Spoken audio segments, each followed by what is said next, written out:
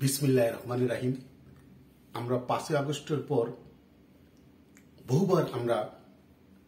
বহুবার আমি আমার ফেসবুকের মাধ্যমে আমি ভিডিও লাইভ করেছি এবং ভিডিও করেও প্রচার করেছি যে বাংলাদেশের 5 তারিখের যে পথ পরিবর্তন হয়েছিল 5 আগস্টের 2024 সালে, এটা মার্কিন স্টেটের ডিপ স্টেটের কাজ ছিল। সরাসরি যা বলতে মার্কিন বাইডেন প্রশাসন তা করেছে। আপনারা দেখেছেন 5 আগস্ট বঙ্গবন্ধু কন্যা শেখ হাসিনা চলে যাওয়ার আগেও কিন্তু তিনি সন্দেহ প্রকাশ করেছিলেন যে বাংলাদেশের সেন্ট মার্টিনের দিকে কারো নজর, তারা আমাকে উৎখাত করার জন্য তারা বিভিন্ন ইয়ে করছে। আমি কারো কাছে মাথা নত করবো না। আপনারা হয়তো নিশ্চয় কথা আপনারা মনে আছে, এটা বঙ্গবন্ধু কন্যা শেখ হাসিনা আমেরিকার ব্যাপারে এই কথা বলেছিল। তিনি বলেছিল কারো কাছে আমি মাথা নত করবো না, দেশ আমি বিক্রি করবো না। যা 5 আগস্টের পর বহুবার বলেছি, কিন্তু এখন তার দিনের আলোর মতো স্পষ্ট প্রমাণ হয়ে গেল যে এটা আমেরিকার বাইডেন প্রশাসন ডিপ স্টেট তা করেছে। আমি সংক্ষেপে ডিপ স্টেট ব্যাপারটা আমি বলতে চাই। ডিপ স্টেট হলো আমেরিকার যে সংসদকে তার প্রেসিডেন্ট জানাতে হয় না। প্রেসিডেন্টের নিজের একটা ক্ষমতা থাকে, একটা ফান্ড থাকে। এই ক্ষমতাগুলো সে এককভাবে গোয়েন্দাদের দ্বারা সে পৃথিবীর যে কোনো দেশে রাষ্ট্রের যে কোনো সরকারি পরিবর্তন বা যে কোনো কাজ করতে পারে, তার এই অধিকারটুকু আছে। এটাই বলে রাষ্ট্রের ভিতরে রাষ্ট্র। যেমন সংসদ, গণতন্ত্রী একটি দেশের সংসদকে না জানিয়ে প্রেসিডেন্ট তা করার মতো তার অধিকার থাকে। এই ডিপ স্টেট, এই আমেরিকান ডিপ স্টেট আগেও বলেছি, কিন্তু আপনারা দেখেছেন গত এই 13 তারিখে মোদি যখন ট্রাম্পের সাথে যে সাংবাদিক সম্মেলনে, তখন কিন্তু ট্রাম্প বলেছিল যে বাংলাদেশের সাংবাদিকের প্রশ্ন হতো যে বাংলাদেশের এই ডিপ স্টেটের, মার্কিন ডিপ স্টেটের বাইডেন প্রশাসনের কোনো কাজ ছিল না।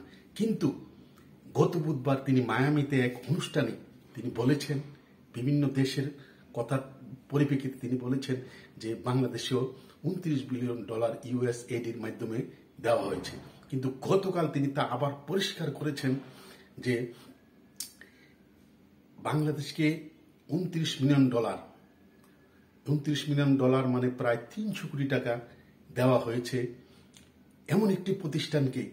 সেই প্রতিষ্ঠানে শুধু 2 জন কর্মী, একটা নাম সর্বস্ব, যেমন ছোটখাটো একটা নাম দিয়ে একটা প্রতিষ্ঠান, সেই প্রতিষ্ঠানে 2 জন কর্মকর্তা, ওখানে 300 কোটি টাকা দেওয়া হয়েছে। তো এখন দিনের আলোর মতো স্পষ্ট হয়ে গেছে। তো আমি সেই ব্যাপারে আমি আরেকটু কথা বলতে চাই যে 100% যে তিনি এই টাকাগুলো কোথায় গিয়েছে। আপনাদের 2018 সালে এখন যে নির্বাচন সংক্রান্ত যে কমিটি হয়েছে, এই কমিটির প্রধান বদিউল আলম মজুমদার, তিনি তার বাসায় 2018 সালে মাহমুদপুরের বাসায়, লালমাটিয়ার বাসায় যে মার্কিন তখনকার চার্জ দ্য অ্যাফেয়ার্স রাষ্ট্রদূত বিনিকার্ড, তিনি কিন্তু তার বাসায় গিয়েছিল রাত্রে গোপনে বৈঠক করার জন্য। তখন এলাকার মানুষে ধাওয়া দিয়েছে, এখানে হাতাহাতি হয়েছে, যা বার্নিকার্ড চলে এসেছে। কিন্তু বার্নিকার্ড তখন অনেকের নামে একটা মামলা করেছিল সরকারের অসন্তুষ্ট হয়ে। বার্নিকার্ড চলে গেছে। বার্নিকার্ড কিন্তু বাইডেন প্রশাসনের পররাষ্ট্র মন্ত্রণালয়ের জেনারেল সেক্রেটারি জিএম ছিলেন বাইডেন প্রশাসনে, যাকে ট্রাম্প বহিষ্কার করেছে।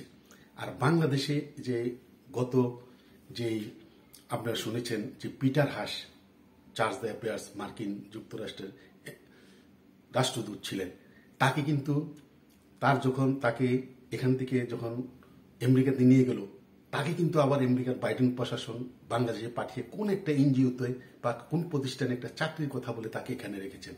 এখানেই কিন্তু পরিকল্পনা হয়েছে, ওখানে পররাষ্ট্র দপ্তরে বার্নিকার্ড আর এখানে পিটার হাস। বাংলাদেশের ইতিহাসে এমন ঘটনা হয় নাই কোনো রাষ্ট্রদূত তার চাকরি তার বদলি হওয়ার পর সে আবার এখানে চাকরি ছেড়ে কোনো একটা প্রতিষ্ঠানে কাজ করে।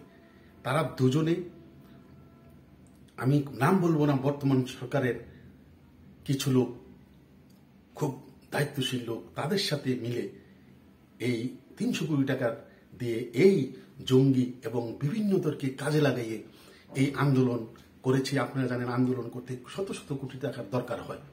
এই আন্দোলনগুলো করেছে এবং বাংলাদেশের আপনারা দেখেছেন দুঃখিত 5ই আগস্টের পূর্বে কিছু কিছু বুদ্ধিজীবী, কিছু কিছু সাংবাদিক, তাদের কথাবার্তা এমন, তাদেরকে মানুষ চিনেও না, দেখেও নাই কোনোদিন।